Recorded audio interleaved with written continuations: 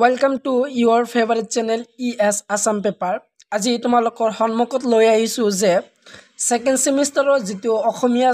subject আছে তো অসমীয়া বিভাগৰ কিছুমান ইম্পৰ্টেন্ট কোৱেশ্চনছ ডিসকাস কৰিম যেহেতু অসমীয়া বিষয়ৰ তোমালোকৰ 15 তাৰিখত যেহেতু এক্সাম আছে তো 15 তাৰিখৰ এক্সামিনেশনৰ কাৰণে তোমালোকৰ 5 আৰু 10 মাৰ্কৰ কোৱেশ্চন আনসাৰ বাছি উলিয়াইছো তো কোৱেশ্চন কেইটা তোমালোকে চাই লোৱা তো তোমালোকৰ প্ৰথম চেপ্টাৰটো হল যে অসমীয়া ভাষাৰ সাহিত্য ইতিহাস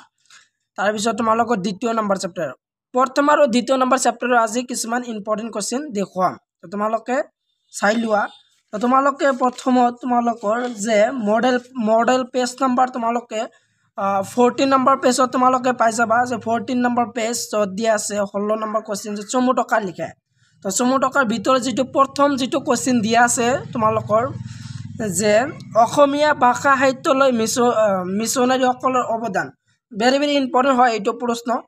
আৰু এইখন প্ৰশ্ন 2024 বৰ্ষত আহিছিল গুৱাহাটী ইউনিভাৰ্সিটিত আহিছিল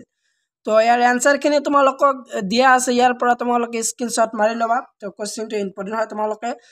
5 মাৰ্ক বা 10 নম্বৰী প্ৰশ্ন আহিব পাৰে প্ৰশ্নটো তাৰ পিছত তোমালোকে কি যাবা যে তোমালোকৰ পেজ নম্বৰ খন হল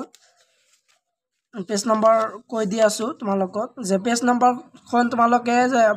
24 নম্বৰ পেজত তোমালোক আৰু এখন কোৱেশ্চন পাবা এই কোৱেশ্চনটো হল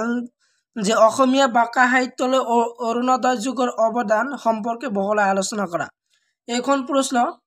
5 নম্বৰী আহিছিল 2024 বৰ্ষত আহিছিল ফাইনাল এক্সামিনেশনত তো তোমালোকে এইটো শিকি যাব পাৰা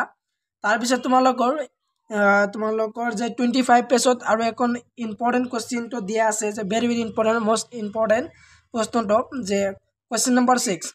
অসমীয়া সাহিত্যলৈ জোনাকী যুগৰ অৱদান এই বিষয় এটি বিশ্লেষণ দাঙি ধৰা এইটো তোমালোকে 5 নম্বৰী বা 10 নম্বৰী প্ৰশ্নৰ কাৰণে শিকি যাবা এৰ আনসাৰ কিনে তোমালোকে স্ক্ৰিনশ্বট মাৰি লোৱা এইটো ইম্পৰ্টেন্ট হয় তাৰ পিছত তোমালোকে শিকি যাবা যে তোমালোকৰ মডেল পেজ নম্বৰটো হল যে মডেল পেজ নম্বৰ 33 তো 33 পেজত দিয়া আছে তোমালোকৰ যে কোৱেশ্চন নম্বৰ 11 দিগুলিয়া প্ৰশ্ন উত্তৰৰ ভিতৰত যে 11 নম্বৰ যেটো প্ৰশ্ন দিয়া আছে পেজ নম্বৰ 32 ইয়াৰ কোৱেশ্চনটো হল যে সাম্প্ৰতিক যুগৰ অসমীয়া সাহিত্যৰ পটভূমি বিচাৰ কৰা এইটো ইম্পৰ্টেন্ট হয় তো ইয়াৰ আনসাৰ কিনে তোমালোকে স্ক্ৰিনশ্বট মাৰি লোৱা এইবিলাক আছিল আনসাৰ তো তোমালোকে 10 নম্বৰ বা 5 নম্বৰ আহিব পাৰে প্ৰশ্ন শিকি যাবা তাৰ পিছত তোমালোকে শিকিবা যে 2 নম্বৰী চেপ্টাৰত 2 নম্বৰ চেপ্টাৰত তোমালোকৰ যেটো দিয়া আছে আবাহ যেটো চেপ্টাৰ ইয়াৰ লিখক দিয়া আছে মাইলছ ব্ৰনছন তো ইয়াৰ ভিতৰত তোমালোকে শিকি যাবা পেজ নম্বৰ 37 তো 37 পেজৰ যেটো চমু প্ৰশ্ন উত্তৰ ভিতৰত যেটো প্ৰথম যেটো প্ৰশ্নটো দিয়া আছে মাইলছ ব্ৰনছন কোন আছিল তো মাইলছ ব্ৰনছনৰ বিষয়ে তোমালোকৰ আহিব পাৰে চমু টকা বা তোমালোকৰ আহিব পাৰে এই প্ৰশ্নটো তোমালোকে শিকি যাবা ইয়াৰ আনসাৰ কিনে তোমালোকে স্ক্ৰিনশ্বট মাৰি লোৱা তাৰ পিছত তোমালোকে যে চাই যাবা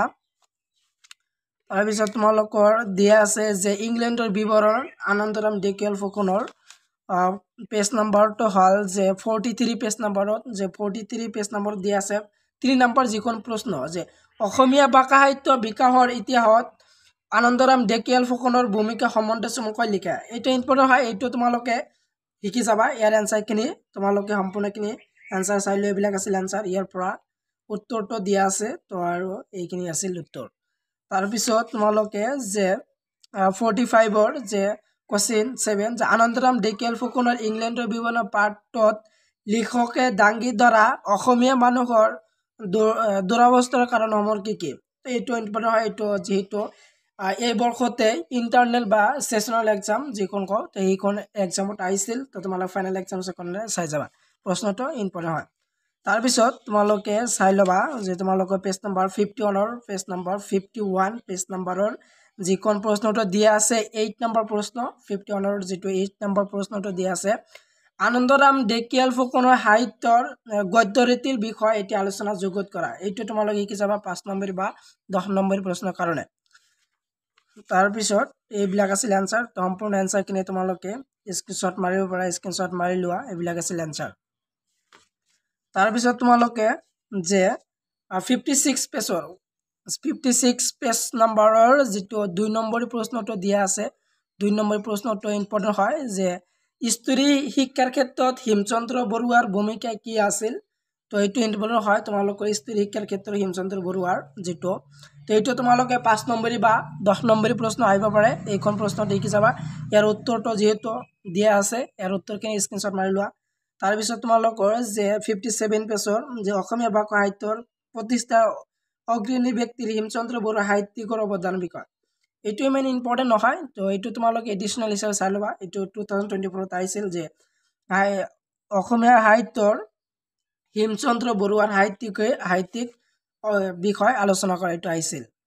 তাৰপিছত তোমালোকৰ আন এটা ভেৰি ভেৰি ইম্পৰ্টেণ্ট প্ৰশ্ন দিয়ে অত্যন্ত গুৰুত্বপূৰ্ণ হয় তো 59 পেজৰ যে 59 নম্বৰ পেজ 5 নম্বৰ যিখন প্ৰশ্ন যে হিমচন্দ্ৰ বৰুৱাৰ গদ্য ৰীতিৰ সম্পৰ্কে এটা প্ৰবন্ধ যুগত কৰা তো এইখন প্ৰশ্ন ইম্পৰ্টেণ্ট হয় তো এইটো তোমালোকে স্ক্ৰিনশ্বট মাৰি লোৱা স্ক্ৰিনশ্বটটো মাৰি ল'বা তোমালোকে এইখিনি আছিল এনসাৰ তাৰপিছত তোমালোকে যে জাতীয় গৌৰৱ দিয়া আছে 2 নম্বৰ ইউনিটৰ যেটো জাতীয় গৌৰৱ কমলাকান্ত ভট্টাচাৰ্যৰ ইয়াৰ ভিতৰত তোমালোকে শিকি যাবা যে পেজ নম্বৰ 65 ত দিয়া আছে যে জাতীয় গৌৰৱৰ যেটো 65 নম্বৰ পেজৰ যেটো 8 নম্বৰ প্ৰশ্নটো দিছে যে জাতীয় গৌৰৱ কবিতাটিৰ মাজৰে কবিৰ জাতীয় চেতনা কেনেদৰে প্ৰকাশ পাইছে কবিয়ে অসমীয়া ডেকাসকলে কেনেদৰে বৰ্ণনা কৰিছে পাঠটিৰ আধাৰত বুজাই লিখে তো এইখন প্ৰশ্ন 2024 বৰ্গত আছিল যোৱা বৰ্গত আছিল এইটো তো তোমালোকৰ 25 বৰ্গৰ কাৰণে এইটো তোমালোকে চাই যাবা তো এইবিলাক আছিল আনসাৰটো স্ক্ৰিনশ্বট মাৰি ল'বা তাৰপিছত দিয়া আছে তোমালোকৰ যে প্ৰকৃতি চন্দ্ৰকুমাৰ আগৰৱালাৰ তো ইয়াৰ ভিতৰত তোমালোকে শিকি যাবা 73 নম্বৰ পেজ 73 নম্বৰ পেজৰ যেটো 5 নম্বৰ প্ৰশ্ন দিছে কবি চন্দ্ৰকুমাৰ আগৰৱালাৰ প্ৰকৃতি কবিতাটোৰ বিষয় বহলাই লিখা অত্যন্ত গুৰুত্বপূৰ্ণ হয় প্ৰশ্নটো যে কবি চন্দ্ৰকুমাৰ আগৰৱালাৰ প্ৰকৃতি কবিতাটোৰ বিষয় বহলাই লিখা তোমালোকৰ এইটো শিকি যাবা তো এৰ আনসাৰটো দিয়া আছে উত্তৰখিনি তোমালোকে ভালদৰে স্ক্ৰিনশ্বট মাৰি লোৱা আৰু আছে ইয়াৰ তো এইখিনি আছিল ইয়াৰ আনসাৰখিনি তোমালোকে স্ক্ৰিনশ্বট মাৰি লোৱা তাৰপিছত তোমালোকৰ যে দেখিবলৈ পাবা যে 79 নম্বৰ পেজৰ যে 7 নম্বৰ প্ৰশ্নটো কবি চন্দ্ৰকুমাৰ আগৰৱালাৰ প্ৰকৃতি কবিতাটোৰ বিষয়বস্তু সম্পৰ্কে লিখা এইখন প্ৰশ্ন 2024 বৰ্গত আহিছিল এইটো তো ইয়াৰ উত্তৰখিনি তোমালোকে চাই লোৱা আৰু আছে তো এইবিলাক আছিল উত্তৰটো তোমালোকে স্ক্ৰিনশ্বট মাৰি ল'বা